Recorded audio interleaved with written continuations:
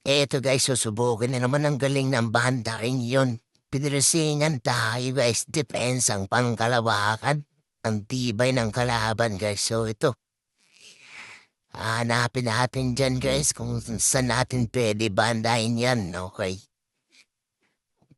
So, yun, naghaharap na tayo ng daan patungo sa tagumpay, ano-ano. So ito tingnan natin. Pinapakaramdaman na yan guys. So yan, nakakita na ng kalsada. So yun, one, two rails, pa.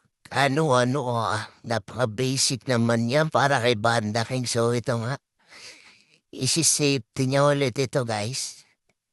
So, pepegusan lang yan no. Tapos patago doon sa likod ng G's. Kaso nabitin siya din guys. Kita yan. Ito tayo naman, magka-counter tayo dyan. So, ayun, naka-counter pa nga tayo guys.